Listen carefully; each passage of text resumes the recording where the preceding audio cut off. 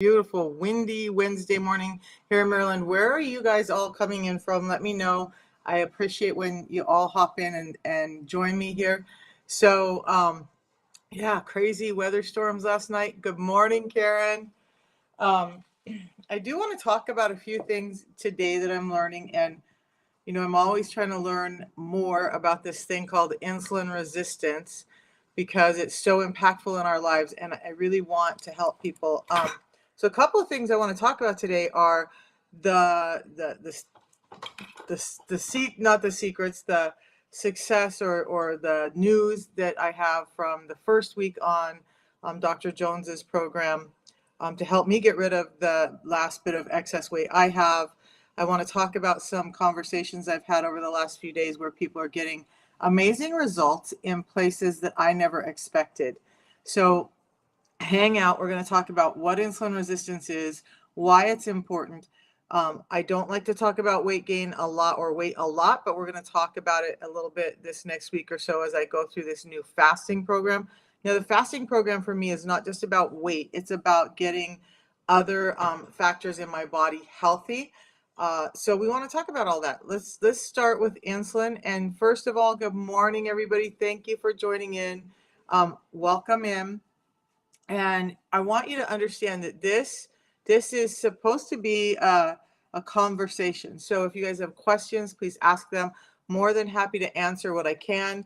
And I will go research what I can't so that we all can start to understand things a little bit better. My biggest hope from this is that it just opens up your mind a little bit to some other avenues and alternatives and reasons why we're getting sick and why we're having problems and why weight is such an issue.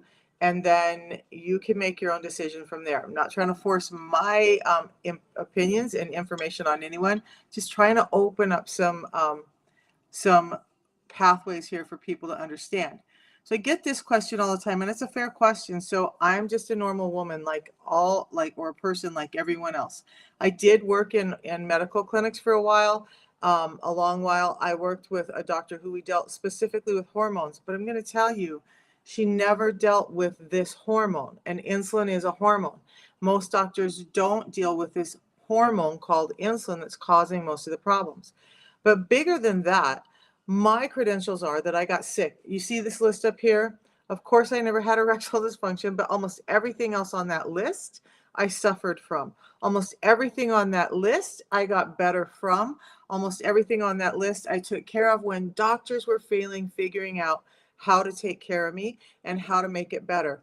And to be fair, let's talk about that. If insulin is at the root of almost all of our disease and disorder today, and this comes from metabolic scientists like Bickman and other scientists like Fung and even doctors like Lee and Yao and even Bolsewicz will talk about this thing called insulin resistance. It's the big buzzword right now, right? It's because they finally started learning why people weren't getting better and why they were having such troubles helping people get over some of all of this is because they were looking in the wrong places. So the fact that I was able to overcome it with 2 real food products, some adjustment in my lifestyle, some minor adjustment in my lifestyle, I'm digging in more, and get off of 13 different medications and stop going to the doctor's office twice a month, every month. In fact, I haven't been to a doctor's office in over a year. The last time I was just for an annual. So how did I go from being so sick that I was at the doctor's office every 2 weeks to I only go for an annual? That holds some credence in it in itself. And I think people are more interested in learning what really is working other than what has just been passed down. So we're going to go into that. Now, I want to answer some questions here or some comments. I love when I see that comments were filtered. What are y'all saying? I mean, wake up and be happy, people. Don't wake up and choose violence, right? If you do, then this is not the space for you. Okay, so Life Lesson says same for her or same for them. Weight loss, calorie deficit, and fasting is saving your life. So here's the thing. Let's talk about calorie deficit, all right? Because I was just listening to Drew, I'll never say his name right, Pruhoit, And Dr. Bickman this morning, I'm always listening to podcasts as I'm getting ready, and I'm always listening to podcasts as I'm going to bed. They were talking about this very thing, and Dr. Bickman went into depth, like he went on a tangent about calorie counting and calorie deficits. So what I want you to understand with calorie deficits is you're setting yourself up for insulin resistance. You're setting yourself up to down-regulate your metabolism so much that you're not getting in the proper nutrients for your body to thrive on. This is one of the things that I did for years because I had the same mindset, right? Calories in, calories out. While there's some truth to the fact that we need to burn, more calories than we're taking in if we want to lose weight, the bigger thing and the most impactful statement, the one statement Dr. Bickman said this morning that I was like, oh, wow, that's it, is he said this: calories will get in line when your hormones are in order. So is it really about the calories or is it about your hormones? Because you can go into a calorie deficit all you want, but if your thyroid hormone is off, if any of these other hormones are off, or if you have some insulin resistance going on, you're not going to have health from it. Okay. So when he talked very specifically about the eating every 2 hours model that people are doing, trying to get their calories down, trying to keep them fed, trying to keep them from being hungry, all of that. Fasting, I'm going to agree with. Bickman is a huge proponent of fasting. So am I now. A couple of years ago, I didn't know much about fasting. I'd heard about it. I was like, yeah, it sounds interesting. My son talked to me about it because I was struggling. And he was like, Mom, you should try intermittent fasting. And I'm like, yeah, son, that sounds great. Great. But I could never do it. And now, because of the protocol I'm going to be talking about, because of the tools that I'm using, intermittent fasting became easy. I just came off of a 48-hour fast. I'll talk about the FlOA program. But when I talk about this fasting, somebody said yesterday, it's about the calorie deficit. So nope, it's not, because I'm a spreadsheet person. So I took everything and put it on a spreadsheet. What I used to eat, like if I was eating 3 meals a day, and the calories I got in, which would range 18 to 2,000 calories, 1,800 to 2,000 calories a day, and the average load of nutrients that I was getting in. And then I did some calculations on what I eat now that I'm focused on nutrients and not calories, and what that looks like throughout the week. And even with a 48-hour fast and then doing 16-8 the other 5, and if you guys don't know what those are, please ask and I will tell you. I still am getting in the same amount of nutrients, but my body's getting better. So I didn't have to down regulate my calories. In fact, the more nutrients I took in, I ended up, I'm just gonna bust that bank right now. Doing this 48-hour fast and focusing on nutrients so heavily last week, I ended up losing 4 pounds. No, it wasn't water weight because 13 inches came off. So we're adding in some more intense exercise this week, but please guys, be careful with the calories in, calories out model, because more and more science is showing how relying on that alone, relying on, okay, I'm going to down regulate my calories, is not really a healthy way to go. In fact, even bodybuilder coaches are talking about the fact that you don't want to do that because it shuts down your metabolism. So what I'm doing helped my weight loss because it addressed my insulin resistance. Yeah, so life lessons. Let's talk about the calorie deficit. If you're staying in a calorie deficit, how do you know you're in a calorie deficit? And so say normally you run on 1,800 to 2,000 calories a day just to be normal and healthy. You drop that down to 1,500 calories. In a couple of weeks, 3 to 4 weeks, your body's going to say, oh, this is what our new normal is. And it's going to down regulate your metabolism and your energy expenditure to that 1,500 calories. Now you're hitting a plateau. Now you're having problems. So you're either upping your energy level really high or you're cutting your calories more. So now what happens is you go back down to like 1,200 calories and you're doing great. And then you'll hit a little plateau and the body's like, oh, this is our new normal. Now your whole metabolism has down regulated for energy expenditure, normal energy expenditure, down to 1,200 calories. And it starts doing some protection of the body at that point. It only takes 3 to 4 weeks to down regulate it, but it can take 6 months to upregulate that back to a normal level of caloric load. And, you know, so you got to make your choice. But that's not what I recommend for everyone. During last week on my eating days, I was getting in 2,000 to 2,300 calories a day, but I was focused on fiber, protein, and fats. I ate in an 8-hour eating window, but instead of just having 2 meals, I ate 3 because I wanted to make sure I was getting in the right amount of fiber and I wanted to make sure I was getting in enough protein. You guys, I'm going to admit this. I didn't realize all the years in medical that I worked and all the people that I've talked to and all the sessions I've sat in on in dinners and all this stuff where people are talking about all of these metabolic functions. I did not know that insulin is a hormone, but it's a protein.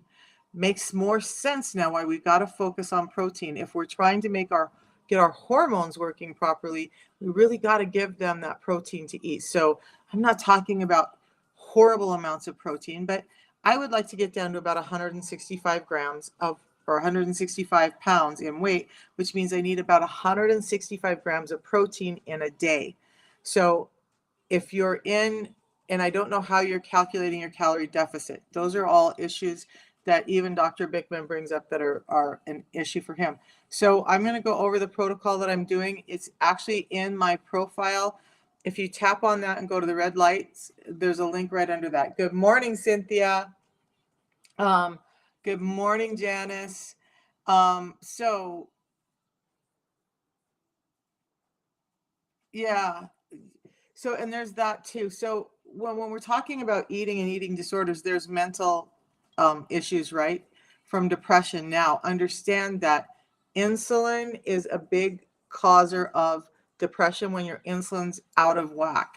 So it causes a function where your gut's not getting the right come on, neurotransmitters sent to your brain, and your brain's not able to use them, and your brain's not able to get energy that it needs to be able to function properly. And now you have brain fog, and you have anxiety, and you have depression, and then those things happen, right? Plus, insulin really messes with our leptin receptors, so our hunger and our is just never goes away when we're insulin resistant. 1,800 calories. Oh, no. So now 1 through 9, only 1,800 calories of donuts would lose more.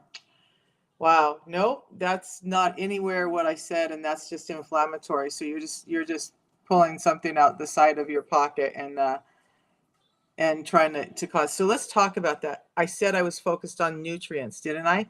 I've said so many times this morning that in that 2,000 to 2,300, and my was not vegan. I like vegan for some people. I don't like it for everyone. Um, Dr. Yao talks about it when he talks about gene eating, because veganism now, uh, everybody thinks everybody should be on vegan. You guys, whatever works for you, but everybody's body is different. Our genetics are different. I come from Native American stock. We subsisted mostly on red meats and a few berries and some other things that we cultivate, corn and whatnot. We did not have all of this. We did not run around living on fruits and vegetables all day long. My genetics fail when I try to do veganism. So the people that have genetics that work with veganism, great, do that. This is not about that. So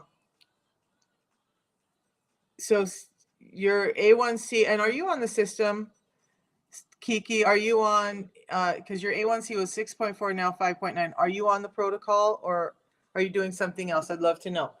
So when we're talking about all of this, and actually, you guys, let's get a little fire lit in here today. So veganism, there is some protein in vegan foods, right? I'm not there is. I don't know what they all are because I don't choose to be vegan. I did it for about a year and a half, several years ago, and I struggled. I struggled to feel healthy. So but interestingly enough, most of your vegetarian foods are carbohydrates. There are some proteins in them, but they're primarily carbohydrates. So, and then the fact that they have been so modified from what they were supposed to be, ever supposed to be, it means that they're turning into glucose in your system much quicker. This is why I've had vegetarians and pescatarians who eat extremely clean, who buy their stuff from the uh, farmer's market, start the system and find that their health got much better from things that they were struggling with but couldn't understand why, because they thought they were eating all the right things. So a couple of things, guys. Eat what's right for your genetic type. Eat what I want people to start thinking for themselves a little bit. I'm just passing on some information and what worked with me. But if you thrive on vegetarianism, great. If you thrive on a more carnivore diet, great. Pay attention to making sure the same rules apply, right? These same rules apply. Make sure you're getting in plenty of fiber. Your gut microbiome needs fiber to really stay healthy and stop inflammation throughout the body. A number of other things I've talked about over the last week. You want to make sure you're getting in enough protein. Your muscles need protein. Now, when I say muscles, most people think about muscles as in the skeletal stuff, the stuff that makes us run and move, right? But your heart, your liver, all of those organs internally are built up of different types of muscle. You need protein for those to continue to be healthy. So then you want to focus on getting in some good fats. That's great life lessons. If you're so fasting, I want to talk about fats. We need to get in fats. But one of the things Dr. Bickman was talking about this morning, and I've heard it many, many times, is that one of the problems we're having is that we have super high fats, super high carbohydrates in most of our food. When we think about our fried foods like fried potatoes and stuff, you have inflammatory fats and you have high carbohydrates, and that's a toxic mixture. Okay, so you've been changing your lifestyle for 6 months, just changing your food and intermittent fasting. So Kiki, we're going to talk about what worked for me when none of that did, because I did all the things. Again, I'm a spreadsheet person. So I even did like the medical medium, figured out all the symptoms that I had that were the biggest things I wanted to take care of, and created these big, long spreadsheets and days of figuring out all the nutrients I needed to get in and to try and achieve health. And I was making these big, gross green shakes every morning and all this stuff getting poured into them. And I was getting marginally better, but not really. So the system I'm going to talk about here in a second really helped all of that and just made life simple. Now I am cognizant of what I put in my face, but I eat what I want. I'm a real person in a real world, and I eat just a real diet. So now, but I do want to talk life lessons. So your immune system is probably really good right now because of the fasting, not because of the calorie deficit. Okay. Fasting allows your gut to reset, allows those immune cells in your gut to start to get better. So again, it's just food for thought for you, because you get to do what you want. But if you're doing intermittent fasting, instead of doing huge calorie restriction, and maybe you already are, focus on getting in enough nutrients and see what can happen when you get in more calories. I started to talk about a friend who's a bodybuilder coach and how they get those people lean in the off season. They're not doing calorie deficit. They're actually eating, and even as they start to cut, they're not doing calorie deficit. They're paying attention to the nutrients so that they can lean out. Protein is key in that. Protein. So fiber, protein, and fats are the big three nutrients that you should be paying attention to getting enough of in your diet. So let me explain why the system I'm using works. So unless you're a vegan and you're really eating big plates full of vegetables and stuff, and a lot of vegans don't. You guys, a lot of vegetarians and vegans end up buying the same processed foods that we do. They just have a different label on them, and it's really deceptive of the food industry to do that, to make you think you're in line, but you're still causing inflammation in your body. Now, insulin. Let's talk about insulin really quick so I can get to Kiki's answer here. Insulin is a hormone and it has many functions in the body, but the ones I talk about the most are that it transports energy to the cells. And the cells have these little docking stations on them that allow the insulin to open the cell up and allow the energy to come in. When we have too much insulin, it's like those docking stations just kind of erode and get or just hide away, and so the insulin comes knocking at the cell, but it can't find the place to be let in, and now the cell is in effect starving because it's not getting the energy because it's tired of insulin coming too often. So eating foods every 2 hours, eating foods that are high in carbohydrates that are not high in fiber are causing a big part of this problem. One of the big reasons that we're having this problem now is because fibers have been stripped from our food. So when we strip fibers from carbohydrates, now we've taken a carbohydrate that should digest through and be basically time released into our system as energy, and we're allowing it to go straight to the system and overload the system all at once. So we have these highs and lows in blood sugar. And then we're building this insulin resistance and we start to have a problem. So what the system I'm doing does is we're doing some intermittent fasting, which sounds like you've probably already been doing. And I'm just adding in some nutrients to my day. So in the morning, I have this tea. The tea is a yerba mate tea, but it's 375 times more potent in chlorogenic acids than any bagged tea out there. And I'm doing a video today on all the benefits of chlorogenic acids because it's amazing. Anti-cancer, antioxidant, great for your metabolism, great for fat burning, all of this stuff. So it's helping with energy, with mental clarity. It's helping with all of that. It's also, though, helping me burn fat for fuel in a fasted state. So this tea wakes me up, gives my brain energy. It does have some naturally occurring caffeine in it, but three things that are attached to it, mate saponins, triterpenoids, and chlorogenic acids, which are, adaptogens attached to the caffeine molecule and change how it reacts in your body. So it's a very different feeling. And you're getting energy more from the fact that your body is being cued to burn your own fat for fuel or for its own resources for fuel. So this tea in the morning. And then what I'm doing, Kiki, is I have a pre-meal drink before I eat anything in the rest of my day. That pre-meal drink is high in fibers, but it's high in 7 different types of fibers specifically designed to help regulate blood sugars and blood lipids. So doing that, a tea in the morning and a pre-meal drink before the first 2 biggest meals that I was eating in a day, that's all I did. Now, because I was insulin resistant for 40 years, I want to up my game and start really addressing some of the other latent issues that come up from being sick for that long. So I'm upping my fiber intake to having 3 of these a day to help me get my fiber built up a little bit, because I like vegetables, but I don't eat as many as I should. I live alone. I don't get through them all like I should. And so, and also when I'm traveling and busy and at an office, I can use this and I don't have to worry about it. Does it mean I'm not doing all the real foods, whole foods? No, it doesn't. I still am doing that. That's it. So a tea in the morning, 2 pre-meal drinks before I eat anything, 10 minutes before, and it's helped reverse my diabetes. So my diabetes, I had a 7.4 A1C. It's now 5.3. So that's all I've done is intermittent fasting in that. Let's go over the 6 simple steps that I have for helping your insulin resistance. And they're much the same as Dr. Bickman's, because these brilliant people who are scientists and spend all day studying it, that's where I get my information from. You do hibiscus tea every day.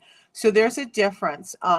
Psyllium, good to take every morning for fiber intake. Psyllium in itself is not going to be enough for sugar regulation. And psyllium can, high amounts of psyllium can actually be hard on your gut lining. Now, the fiber I take does have some psyllium in it, because I'm not saying there's no worth in it, but I'm just saying that psyllium alone is not going to do the job in the way that you need it to do. And really, you guys, when we eat whole foods, so to the credit of the vegetarians, right? When you're eating whole foods, those whole fruits and vegetables, you're getting more than one type of fiber in most of those. So it's a variety of fibers in those as well. But just that one type, isolating that one type of fiber is not going to do the job that you need it to do, and it can be rough on your intestines. So the fiber that I use has 7 different types of fiber, soluble and insoluble fiber in it. So there's fibers that will make this like mesh in my body. That's the insoluble fibers. They're the strandy fibers like in bananas and celery. And so they make this mesh that's like starts to help, but they also clean out, right? But you see there's holes in that mesh. The soluble fibers then make a gel like substance in your gut, and they kind of start to expand. So they start to fill you up, and psyllium husk doesn't do a great job of that. And then it goes in and it plugs those holes in this matrix that the insoluble fibers have made. Now you have a complete fiber that's protecting you from having sugars delivered too quickly while still helping you clean out. And both types are prebiotics, so feeding your good probiotics in your gut, allowing you to have good gut health. I hope that makes sense. So hibiscus tea does not have the chlorogenic acids in it that's doing the job, that's the primary job in this tea that's doing so well. And it's present in a number of other things, but like pears, I always talk about pears. Pears are high in chlorogenic acids, not as high as the tea, but I like to add pears in for that reason as well. The chlorogenic acids also, like I said, help with fat burning. And I will do the video because I don't want to misstate any of the benefits of it. Your liver enzymes were high. You go for blood work on Saturday to see if they're still high. So do you mind? So the carnivore diet, I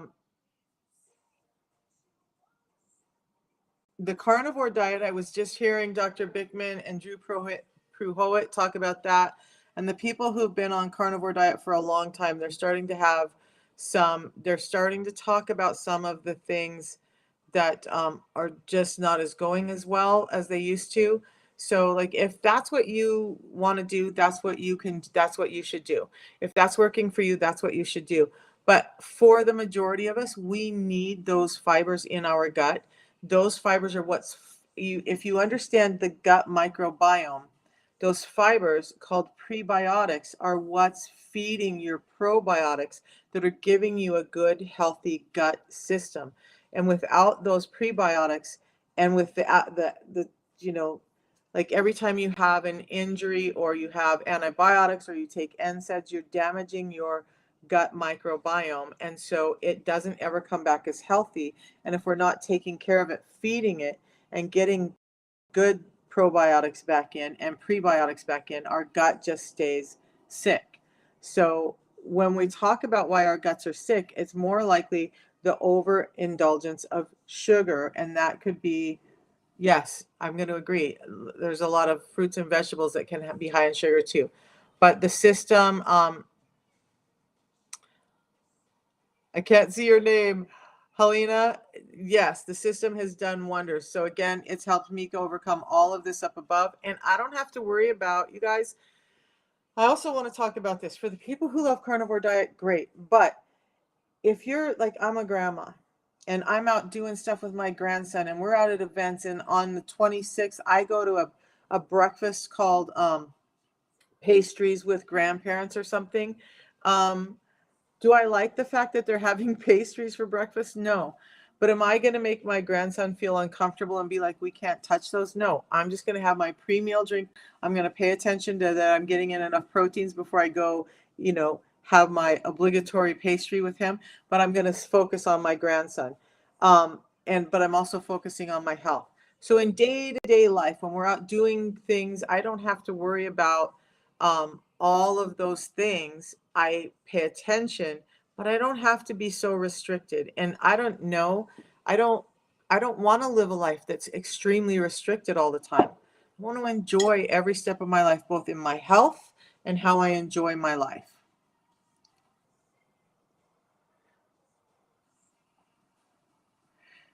Use kefir and yogurts.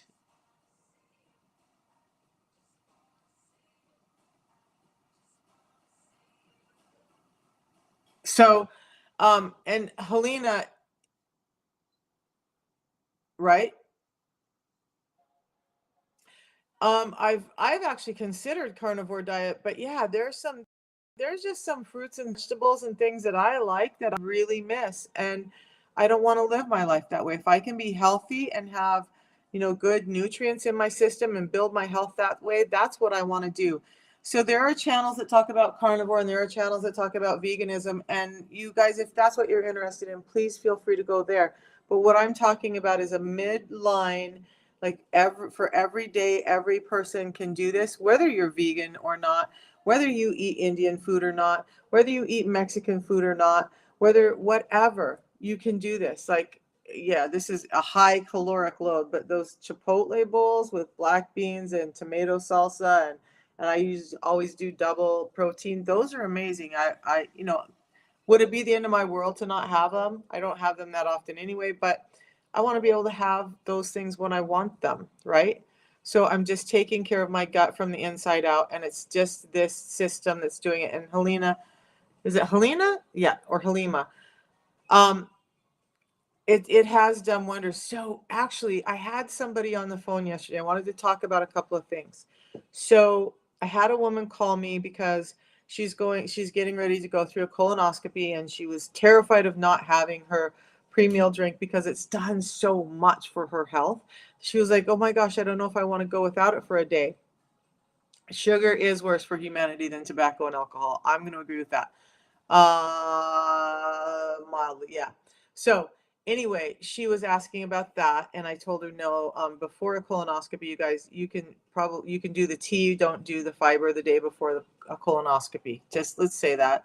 I'm not a doctor, but I did enough of that work that yeah, no, they want your colon clean, and the fibers are going to add stuff in there that they don't want to have to try and see past. Now, in the end of that conversation, she was telling me about her ankylosing spondylitis, which is a type of arthritis that's debilitating, really impacts the back um, and the spinal column, and it causes a number of issues.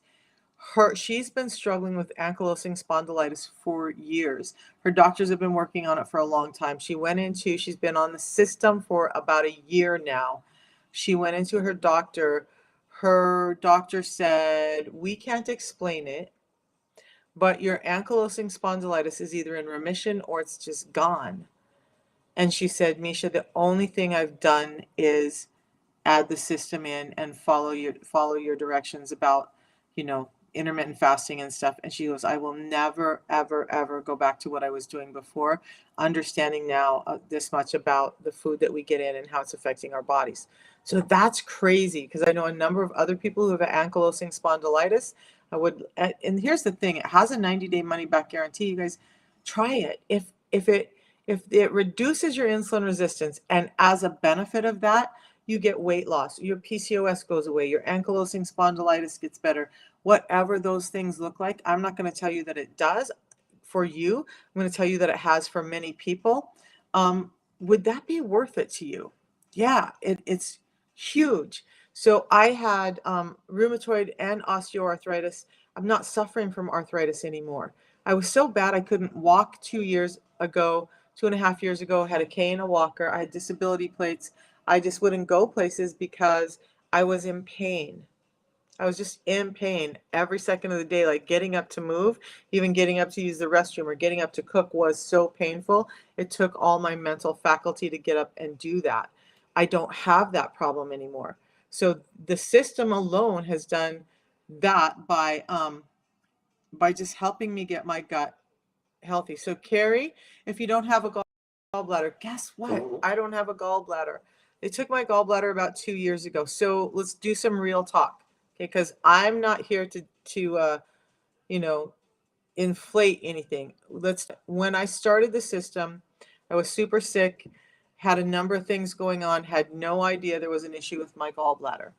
Um, I lost 55 pounds in the first 5 months of doing the system without doing really restrictive eating, just doing the 16-hour fasting, 8-hour eating window, or 16-8 every day, focusing on fiber and fats, which I didn't then as much as I do now. I lost 55 pounds in 5 months. I didn't lose any weight for about 6 weeks, but then that all came off. In the meantime, my A1C dropped.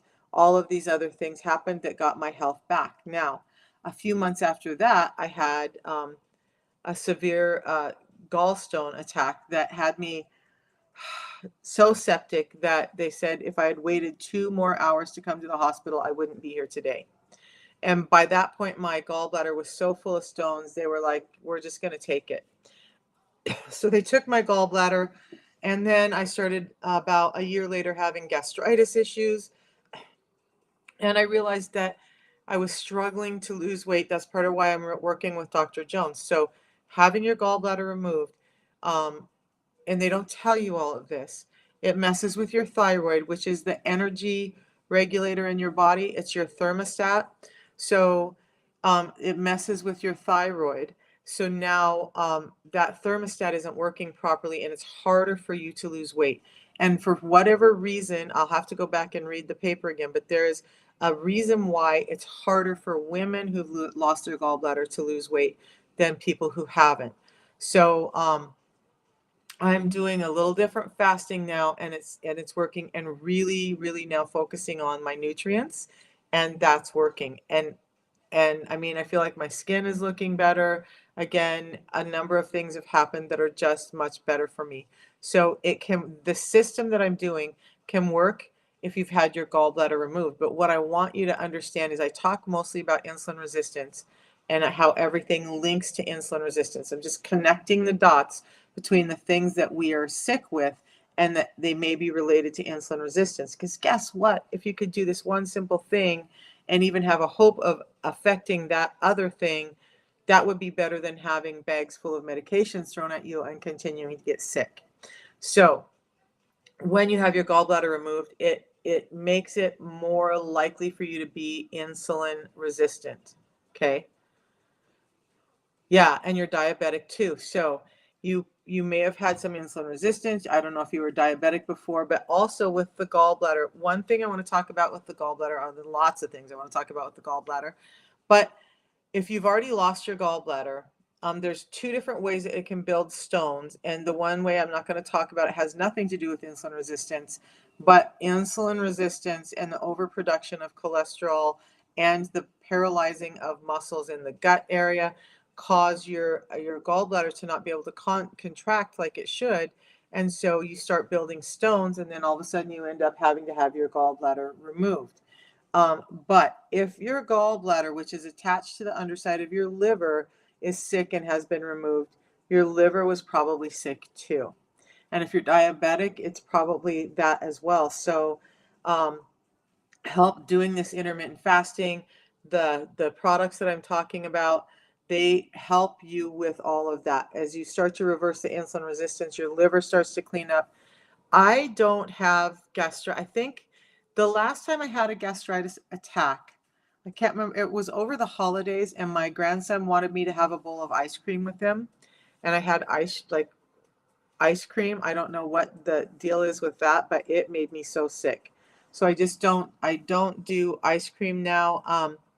But I don't have those gastritis attacks now. I just continue to use the system, continue to do the fasting. Yeah. So, your cholesterol. Would you like me to talk about cholesterol and insulin resistance and why your cholesterol is high with insulin resistance? Because it's not about the fats, you guys. It's not about the fats that your cholesterol is high. So this whole take the yolk out of your eggs, stop it. Eat the whole egg. The whole egg causes too much calories. Stop that. Your protein, when you guys are stripping fats away from the protein, it's actually causing, setting you up for more failure in your body. There's a reason those fats and those proteins are linked together in your foods. You don't see fats and carbohydrates linked together in very many foods, right? But you see them in proteins. Every source of protein that you find that's a lean is going to have fats attached to it. So let's talk about this if you're up for it. Okay, so and what medication can't you take? Because they want to throw things like Mounjaro, semaglutide, metformin, all of that at you, right? I'm not a proponent for medications, just across the board. When they're absolutely necessary, like NSAIDs for pain, if you have an injury and you need some pain relief, I'm okay with that. That's my personal view. I don't like medications. I worked in medical. I had family members who worked for Big Pharma. I'm not a proponent. So that's why I love this system, because it's real food products. So people are surprised that they can have more than one tea in a day. This isn't like a medication that you have one pill a day and you're done. That you can have multiple teas in a day. I think I've had up to 5 in a day when I was in trainings and needed the mental energy to stay awake. All right, so let's talk about cholesterol. When you're insulin resistant, it starts to send cues to your body.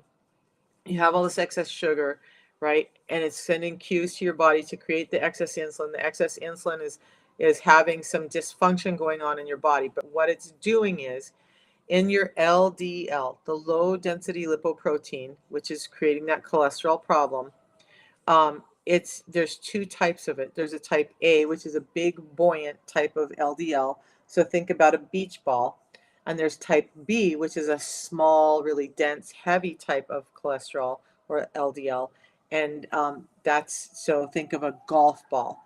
So if you are standing on a bridge over a river, and the river being your veins, and you drop a beach ball into it, the beach ball is just going to kind of bounce around.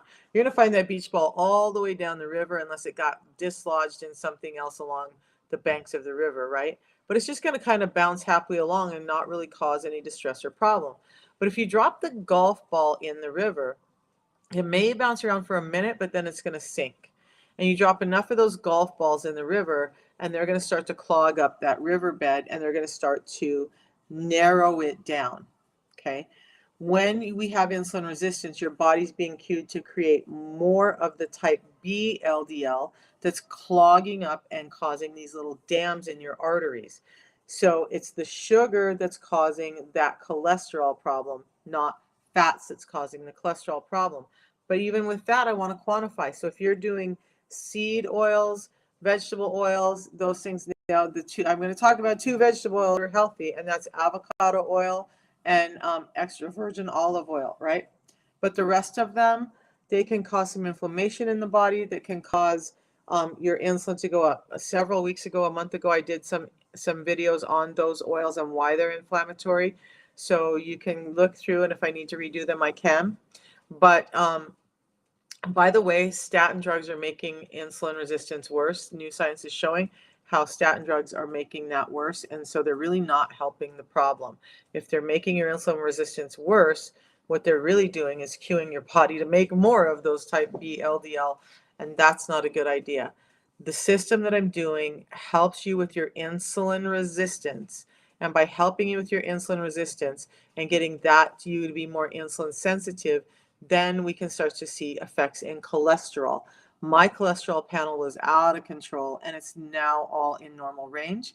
And if you want to know, well, you're already diabetic, so you already know that you're insulin resistant.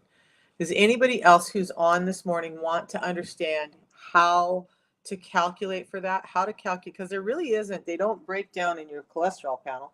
They don't go, oh, triglycerides, HDL, LDL, and then they don't go, but there's 2 types of LDL, so we're going to break that out. They don't test for that, right? You just see triglycerides, HDL, LDL.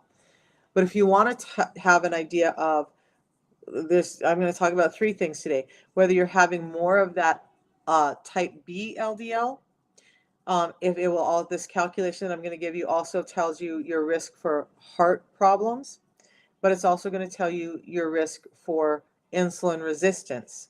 So very low. You know what? I actually can't answer that right now. So yours is out of control. You take metformin, glipizide, and Ozempic for type 2. Wow. Wow, that's a cocktail. So how's that going, Matt? How's that going for you with that combination? How do you feel? Is your diabetes getting under control? Are you how's everything going with that? I just want to hear, because I don't want to make assumptions.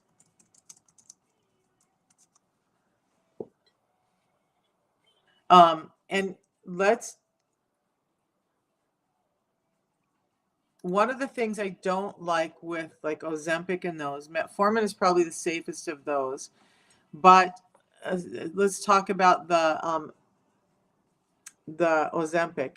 So if you do some more further research into that, there's a lot of people who are complaining about gallbladder issues, pancreas issues, thyroid issues. In fact, I've spoken with a number of people. Somebody lost their thyroid, had problems, ended up rebounding even more weight with that medication. Um,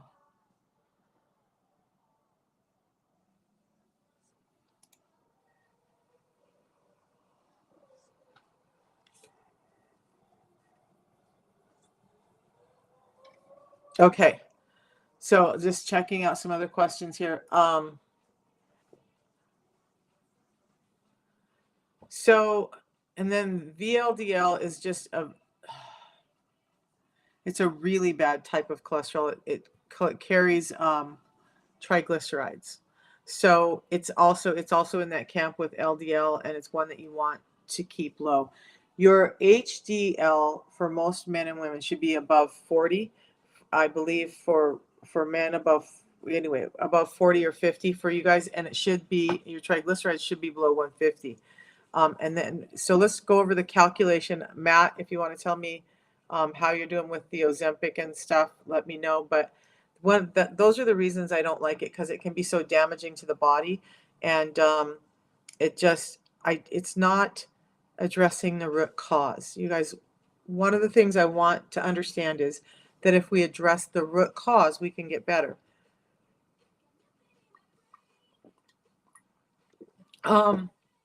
So some of the things, a number of doctors have said you can't fix a dietary disorder with medication.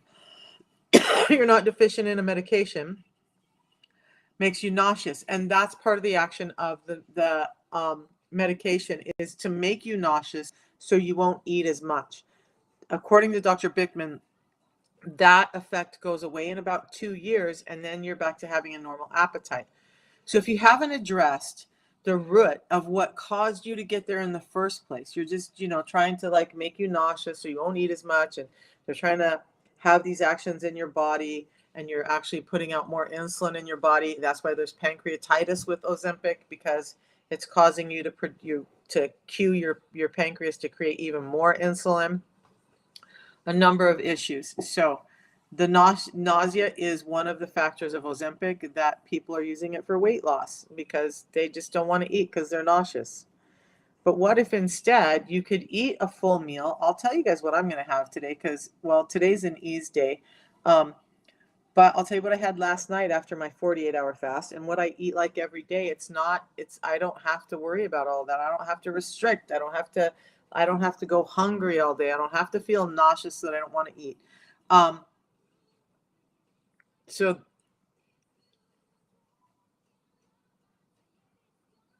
your genetics are bad and your old eating habits.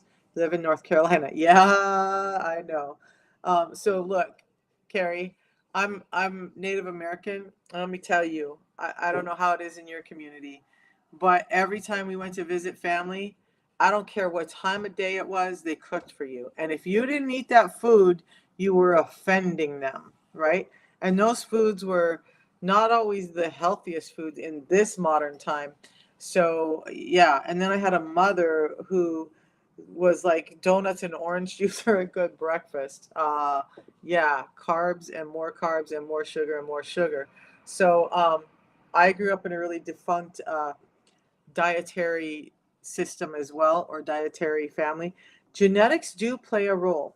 They're not the only role, though. So you're not wrong with your genetics. But I wouldn't call your genetics bad. Your genetics are just your genetics. We just got to figure out what works for you and your genetics. So like I was talking earlier, some people thrive on high protein, high carnivore diets. That's more than likely their genetics. Some people are on the other side and they thrive really high on vegetarianism and highly vegetables and no meat products. That's likely their genetics. So what you need to do is find out what your body actually feels good eating, what your body feels good with, not what your brain feels good with.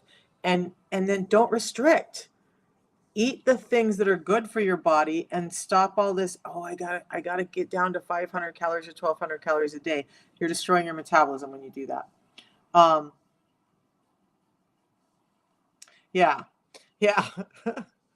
So yeah, isn't that interesting? It was a crazy, and even on my mother's side. So my dad was the native, my mom was a white girl, and um, yeah, when we went to her house, like we had nurses and stuff in the family. We had all this stuff going on, but when we would go to their houses, grandma, mom, my aunties all made these big spreads. My kids have worked on me for years. They're like, Mom, Thanksgiving dinner doesn't have to be like a month-long feast.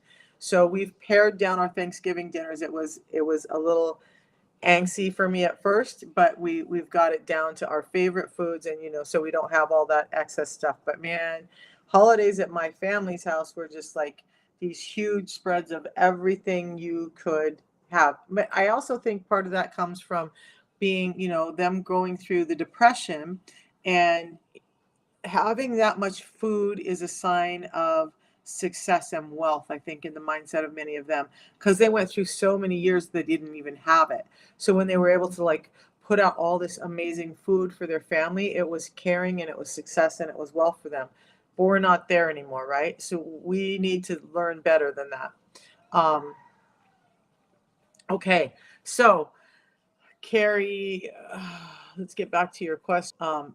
Genetics about old. Okay, all right. So if you could make some small adjustments, like my family knows, my kids, I don't go to their house and find corn oil or any of that stuff in their houses. It's going to either be olive oil or avocado oil or coconut oil, butter or ghee. Primarily I cook with butter. I just like the flavor butter gives to things. But I will use olive oil. I made some chicken the other day and I cooked it in olive oil. It was a Mediterranean style chicken. So um, I am 59 and I'll be turning 60 in February. Are you a Pisces baby? So, all right. Where was I? I just lost my whole mind here. Okay. So the system, Carrie, I don't know if you were here when you're Aries. That's my brother. And I love him. Adore my brother. My younger brother is like one of my favorite people in the world. I don't know if I tell him that enough. So what we want to do is start looking at some intermittent fasting. A long, long time ago, I said I was going to talk about the 6 simple steps to helping get your insulin resistance under control. I use the system to help me with that. So let's go over the 6 simple steps. This might help you a little bit. And then I'm going to talk about the system a little bit and hang out because, like Helena said, this really can change your life. Just crazy things like the lady with ankylosing spondylitis. Um, it was incredible to hear her story yesterday. She's so giddy about being able to move and walk and not have pain and not be plagued by that. And just to have her doctor tell her that it's gone. Can't explain. Who cares? She's going to keep doing the system. Who cares? She did the system. It's gone for her. Was it the system? Was it getting her? It was probably getting her insulin resistance under control, but now she knows that's what she's going to do. So you want to get in fiber first every time you eat, before you eat, because that fiber helps protect you from loads of sugar. I'm sorry, I didn't see all these comments coming in over here. Pamela.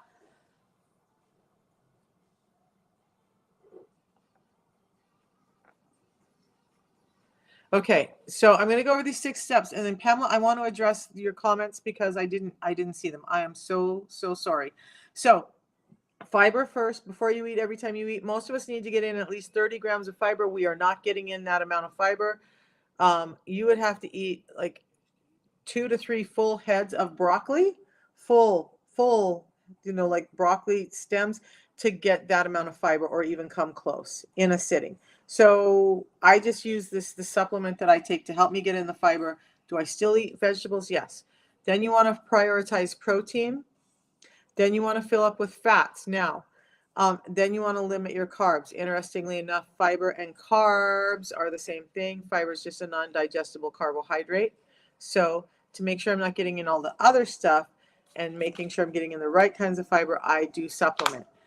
Protein is the most satiating of all of your nutrients. It's going to keep you feeling full the longest, stop you from doing the overeating and craving the sugar and stuff all the time. Fats are the next most satiating, and they don't spike your insulin because they don't have a glucose energy response. Protein actually will give you a glucose energy response, but about half as much as a carbohydrate will. So again, fiber, and then fill up, prioritize protein, fill with healthy fats, limit your carbs. Okay, so fruits, vegetables are carbs. Breads, pastas, rice are carbs. Only have, especially the really refined breads, pasta, rice, after you've done the first 3. Step 5 is to do some intermittent fasting. So you're going to give your body some time for that insulin level to come down so that you can become more insulin sensitive and get in a fat burning state and allow the other hormone, the component hormone glucagon, to come out and do its job. Then you want to move your body. 25 to 30% of your body is your skeletal muscle, and it is one of the more receptive to insulin tissues that you have. So you get good amounts of muscle on your body and you get it moving, and you're going to start to allow that insulin to be taken up more regularly. But it's got to start with the food, because in an insulin resistant state, your muscles are resistant to the insulin as well. So now they're depleting. You've got to work them, and you've got to stop all the sugars and do that intermittent fasting to allow those muscles to grow. For hypoglycemia, yes, it's going to look a little different for you. Yeah, characters, yeah. My brother, sorry, back to the Aries comment. My brother is such he's a turd. He's a prankster. He's a quiet prankster. I love him. He's amazing. Yeah, so keep listening, and I'm going to give you tips and stuff along the way, and help you with that. But what fiber are you using? You guys want to make sure. The reason I love our fiber is it was scientifically designed, 20 years of study to design this fiber to help with your diabetes, your A1C, your blood glucose, and your lipids. The other fibers out there are not scientifically designed for that. So they may give you some help, but I've got some stories about that too. I promised Pamela some conversation, so I want to do that. She says she had minced vegetables today, a small portion, took berberine. She feels better. Her doc appointment got canceled, so she's self-treating. Berberine does work. I love the fact that this is taking care of all of it. I don't take berberine. In Does this work better than berberine? My thought is it does. So this is giving you prebiotics, helping you build your probiotics in your gut. You're eating tiny amount of pasta, not like you used to. Her Nana was Caribbean, and she feels she's eating wrong food. You eat Caribbean and feel right. Genetics are funny, right? Growing broccoli like mad. Your allotment is broccoli. You have the allotment for the whole world of broccoli. You guys, broccoli is a great vegetable, but understand, to get the right amount of fiber in, the amount that we need in a day, like, you're going to have to eat a lot of broccoli. Okay. All brand chia seeds and broccoli. You're in the UK, so difficult to get stuff. This product is actually rapidly available in the UK. We have distribution centers there already. It's not shipping from the US. If you find my link, which I'll drop it in here, it will take you to the site that's closest to you. We are worldwide. The company has been around since 1903. This product has been around for well over 20 years. And it's in the US we call it the prescriber's digital reference. That's what the doctors go to check medications and their side effects and their contraindications and all of that. This has had enough studies and science on it that even though it's a real food product, it's in the PDR. We're the only company with 18 real food products in the PDR, and we are some of the only real food products in the PDR. So this actually just makes it super simple to supplement and give your body what it needs so that you can get healthy. Heidi says,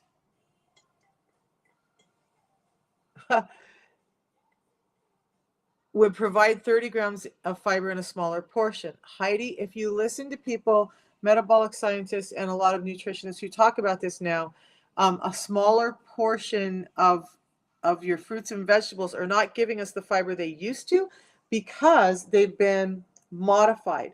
So how our fruits and vegetables are getting so big is because they've stripped fiber out, because fiber is hard, it's chewy, it's hard to masticate, it's hard to digest, and it's a little bit bitter. So we as human beings want things bigger, juicier, more delectable, sweeter. So the food industry said, okay, we're going to strip all the fiber out. Now you can have your bigger, juicier, the more delectable food. It's going to be easier for you to eat, but you're going to be more hungry, so you're going to come back for more. Even if you're eating raw organic food. Let's talk about this one.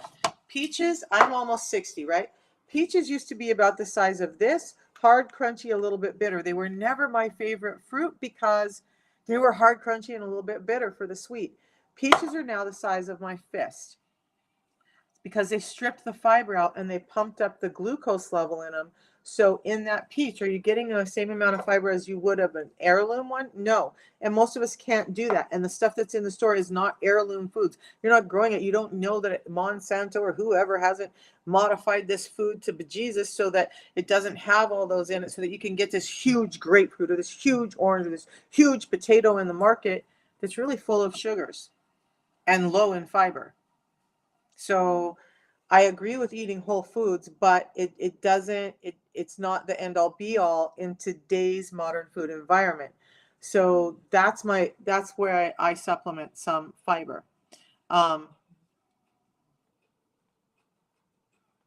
So the hypoglycemia, let me come back to that. Pre-diabetes, yes. So it kind of goes like this. You have food that you're eating too much that is converting into sugar too quickly.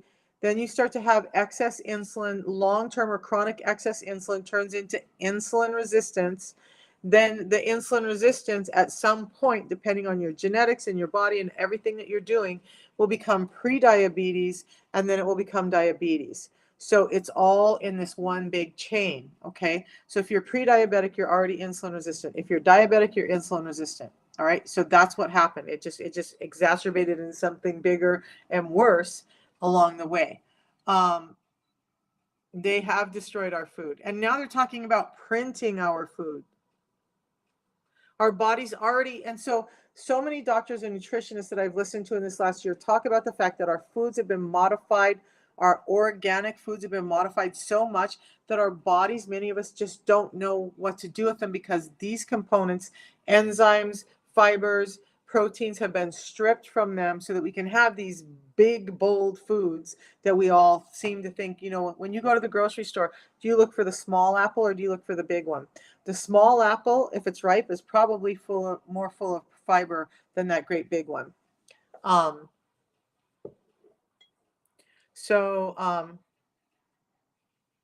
Okay, let me talk about the fiber, the product I like better than berberine. Sure, Pamela says it's not giving us real fiber. She grows her own allotment, is smaller, and definitely not like what's in the supermarkets. Amen. If food is bigger, it's not better, right? Yeah, so it sounds like that's amazing. So Pamela already has she lives in the UK, has a local butcher and growers, and is growing stuff that has been less modified than what we have. Amazing stuff. Okay. Joanne, what I do is heirloom tomatoes.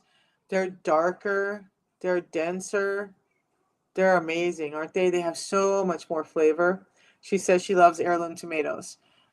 Okay, so what I'm doing is I have a tea that's a really highly concentrated form of yerba mate tea. And yerba mate tea specifically because it has components in it that other teas don't, that are great for your metabolism, great for your heart, have antioxidant, anti-cancer activities in it. It helps my brain, it helps my energy, it helps. If you guys would have known me 2.5 years ago, the energy I have this morning and the way I'm talking this morning wouldn't have been possible. It would be very slow and it would be very painful to get through this conversation. This tea does all of that, but it helps me burn fat for fuel. It helps regulate blood sugars as well. This is the way I start my day in my fasting period every day. getting a ton of nutrients. It's also very nutrient dense. So the locals who grow this call it the food of the gods because it's so dense in nutrients. If they have to, they can live on this tea, this plant alone, and still not be wasting. So I start with the tea, and then I have a pre-meal drink that has 7 different soluble and insoluble fibers in it that are specifically designed to help with blood glucose levels, but they also help with your fat levels. And then it has a panel of vitamins and minerals in it that are specifically designed to help with metabolism. And oh, I promised to get you guys the link over on Facebook, YouTube, so let's grab that. Sorry, guys. Sometimes I get talking, if you haven't noticed, and I forget where I was going. I'm going to come back to hypoglycemia. Okay. So, and yeah, and you guys, this is, so again, it's food. So, and it comes packaged like this, you guys. This is part of the reason I love it. I don't like to flash these around, but so this is my tea. I open it up wherever I'm at. If I'm in an airport, if I'm traveling with my family, I don't have to worry about carrying bagged tea, steeping the tea, doing all of that. I mix this tea in some water, shake it up, and I can drink it on an airplane, on wherever, and that's it. And it fits easily in my purse. Same thing with the pre-meal drink with the fibers. Same thing. I put about this much water in my bottle. I put this in, shake it up, drink it down, wait 10 minutes, and I eat. Now, when you're on a plane, when you're traveling, like I was all year last year, you don't have time to get that great big batch of broccoli.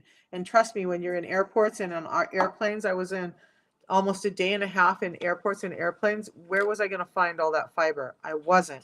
So I have this, and that's what I do. And then I find the best, types of food I can where I'm at. So that's why this. The reality is most of us are not on a homestead growing our own foods or have the availability to farmers markets and whatnot that we can do all of that. If you can, that's great for you. But if you can't, this is the system I'm doing. I just dropped the link in over on Facebook. So that's where you're going to go, and all the stuff I offer is there.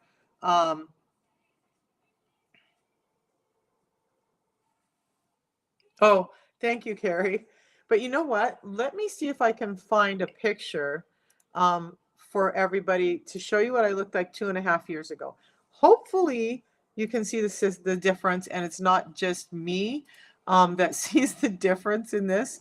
But so I'm going to flip this camera around, and I'm going to show you what I looked like when I started the system. Okay. Oh, and I was losing my hair. My teeth were bleeding. All of this stuff was going on.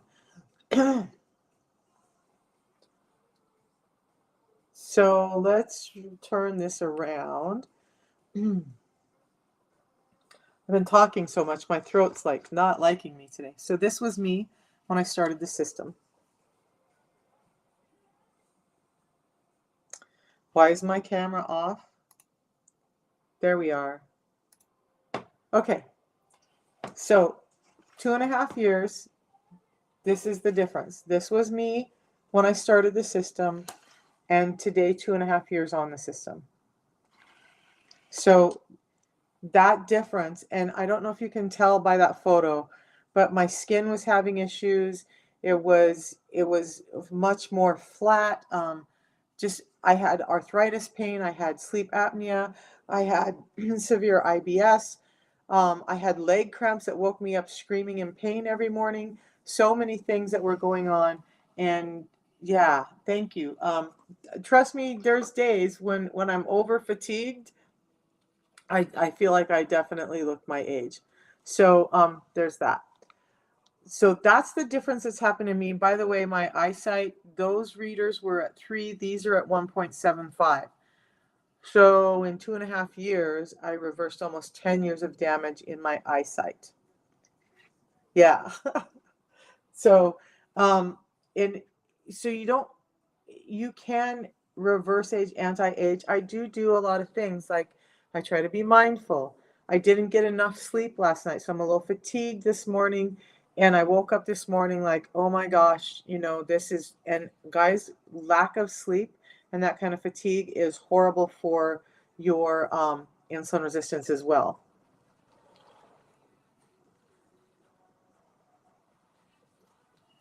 Yeah, so Pamela, and here's the thing, you guys, when you order the system, if you want to talk to me, I'm here to talk to. If you feel like I got this on my own, I don't need to talk to that crazy woman from TikTok or Facebook or whatever, that's fine. You're not hurting my feelings. But when you need me, reach out, just like the gals that I talked to yesterday. There were several, but the one who had the colonoscopy, she reached out to me, and I had a moment, so I just picked up the phone because you guys are important to me. I will talk with you. I will help you through all these things. Wherever you're feeling like you're having roadblocks, and do what I can to help you out. And if I don't have the answers, I'll go find them for you. Um, if you have CPAP, let's talk about that. Talk about that. So, um, um, um, trying to get my life back. So, sleep apnea. One of the causes of sleep apnea, there's a brain factor with insulin resistance, right? Your brain is just not firing correctly because receptors are shut down in your brain. But one of the other things that's happening is, and I didn't know this till this last year, and now I'm hearing more and more people talk about it. The visceral fat that I talk about that's on your belly, it can also be, stop it, in the back of your throat and in your tongue. And it all kind of starts to come together and make sense now, right? So I had sleep apnea that woke me up 60 times an hour. 60 times an hour. And yes, I went and did a sleep study, and they were like basically once a minute, sometimes twice a minute, I was waking up in the night. And they said that I had a fat tongue, and I was offended. Like, I was offended. How dare you? How dare you tell me my obesity is causing my sleep apnea? Well, they were right. But what they told me was what they could do is cut a slit in my tongue and inject chemicals in my tongue to reduce the tongue bed so that it wouldn't fall back in my throat and shut off my airways. I couldn't use a CPAP because it would force that tongue even further into my throat and shut off my airway even further. So now I don't have that issue. I don't have fat tongue anymore. Okay. I don't have fat tongue. I didn't do the chemical stuff. I didn't do any of that. I just did the system that I just talked about. A tea in the morning and a pre-meal drink before I eat anything to help regulate my blood sugars. By the way, scientifically proven to reduce your blood sugars by 20% with one packet, by up to 28% with two packets, but your insulin spike by 13% with one, and by up to 27% with two. And yeah, because it's food, you can do two once you're used to it. But yeah, fat tongue is a real thing. Um, you bought a tower garden, so you have vegetables all year long with no chemicals, plus this system. So when I would love to know, you guys, one thing I want you to understand, if I can, it has nothing to do with the system, but just from stuff I've learned. I like, dude, if I was in a place where I could grow my own garden again, I used to, like, it's so therapeutic. When I lived in North Idaho, when my kids were babies, we grew our own gardens. We had raspberries, we had blueberries, we had corn, we had peas, we had beans, we had tomatoes were my favorite thing to grow. I love that. But try to, because our foods, even our seeds have been changed so drastically. If you really want to get the best benefit out of that, do some research and see if you can find heirloom seeds to grow your garden. So if you're growing your own garden, I'm absolutely an advocate of that. But then, as you can, take that step further to try and find seeds that are going to be closer to what foods were normally supposed to be. So they're going to be smaller, they're going to be denser, they're not going to be these great big, and they're going to go bad quicker. Fiber does the absence of fiber helps food stay um, on the produce shelves longer too. You know that? So, Francine, just go to my profile, use the link there. And then I know I've been a little bit behind because I just have had some personal things happening. As I just moved, and then my kids said, "Hey, my son might be taking a job in Kentucky." And I'm like, "I'm not staying in Maryland without you." So I haven't even unpacked fully because we might be moving to Kentucky soon. But yeah, I will be there to help coach you. I'm sending out emails today to the people who have already purchased. You'll get check-ins from me. You get access to me whenever you need me, as much or as little as you need me. And like people yesterday were apologizing for taking up my time. I come here so you guys can get better. And if you need me to help work through some things with you, to help you on that process, that's not a waste of my time. Ever is it a waste of my time. I never have ever seen it like that. So I've even helped people who haven't purchased from me on occasion. But you guys understand when you use my link, you are getting me. You're getting access to me. You're getting coaching. You're getting the 90-day money back guarantee, the low price guarantee, and the quality guarantee. Please do me a favor and do not buy on Amazon, eBay, Walmart.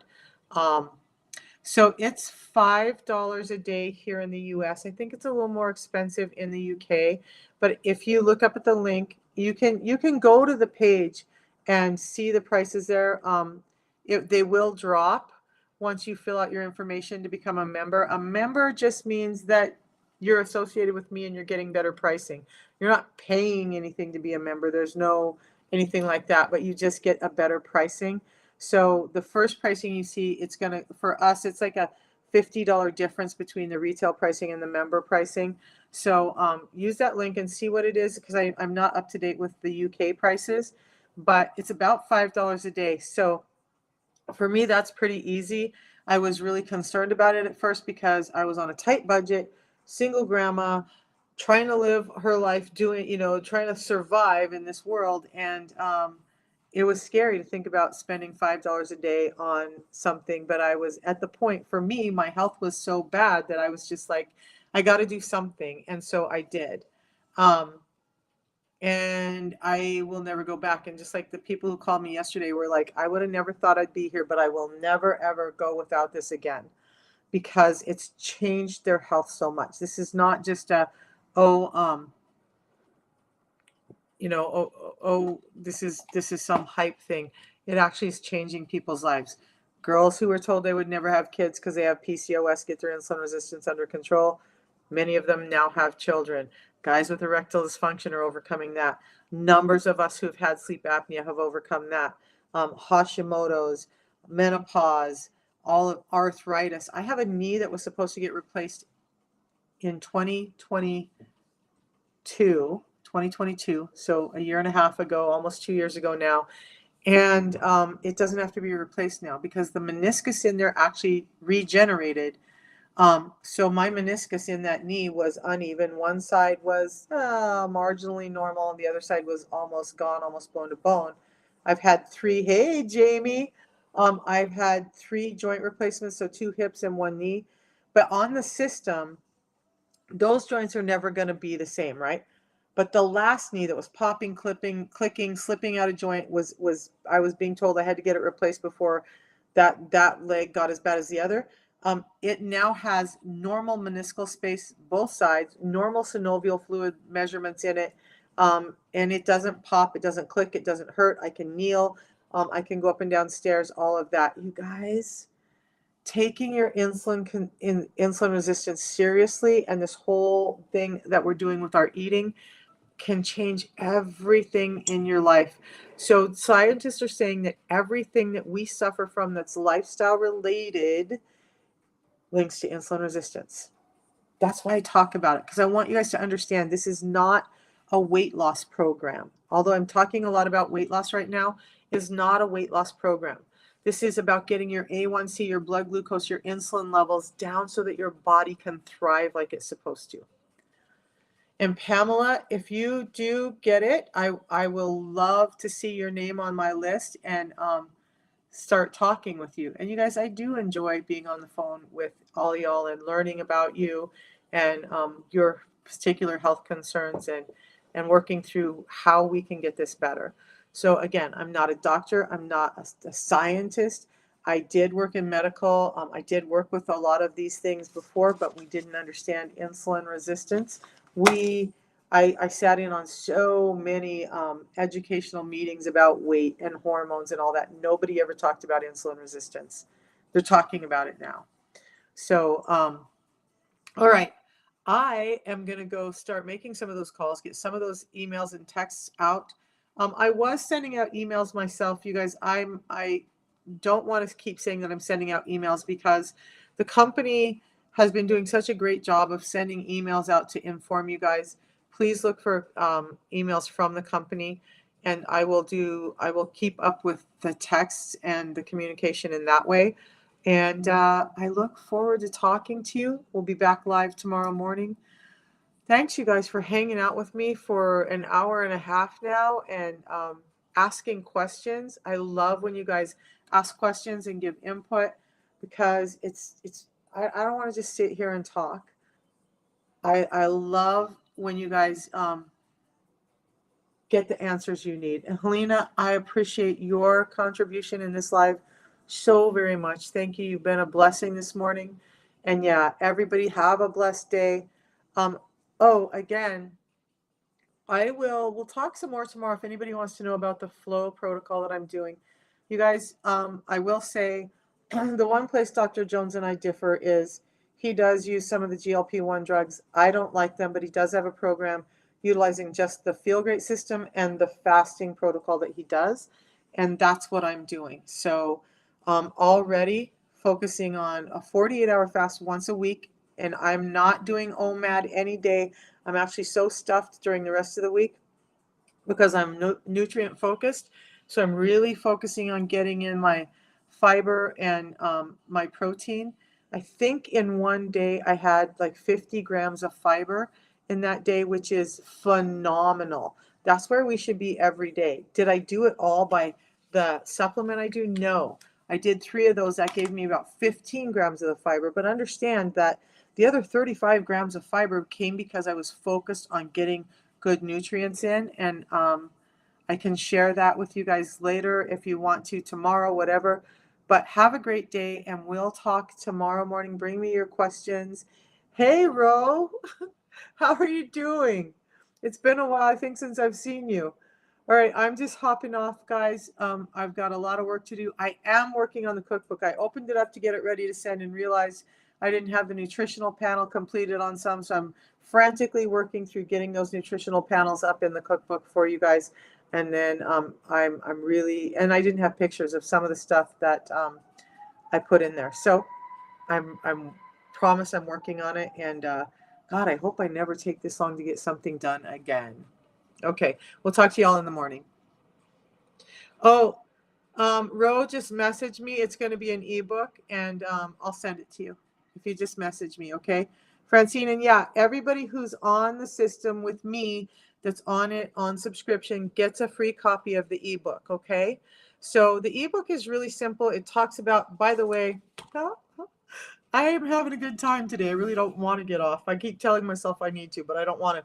So there's recipes in there for how to utilize your tea in the morning if you want some different flavor profiles and whatnot. Things you can do with your tea, like a chai spice recipe that I put together that I add to that makes it great. Some shake recipes that, like Dr. Jones and I talked about last night. I don't like using shakes as a primary source of my nutrients. But when I'm really doubling down on my nutrients and doing the 16-8 fast, I'm probably doing a shake a day to get in my fiber, fats, and protein. And yeah, some of the shakes have high fiber in them. So all of that. But then there's some real foods. Now you're going to find that my cookbook has a lot of chicken because I eat a lot of chicken. And it's not a big, extensive one, but it'll give you an idea of how I eat and what I eat. And then if anybody wants to contribute recipes and let me look at what they like to eat and how we can modify that later for other addendums to it, I would be more than happy to do that. Okay. All right, guys. Now I think I'm going to hop off. I'm so excited for everybody who decided to finally jump in. The cost for the cookbook is nothing if you're on subscription with me. It just is, it's just a gift. I put a lot of time into it, but I know a lot of people have questions about their diet and how should they eat and what should they eat. And you just all need like something different. And most of the recipes are pretty simple. I try to keep it simple. So there's no cost to my subscription customers. If you're not with me, I will have to work that out. Okay. I promise I won't make it hard though. And give me some time and I'll figure that one out. You're coached by Cindy. Grammy, You're still considered to be in my downline. If you're on subscription with Cindy, I will still send you the ebook if you message me and let me know that you're still in my family. Okay, because you're still in my family.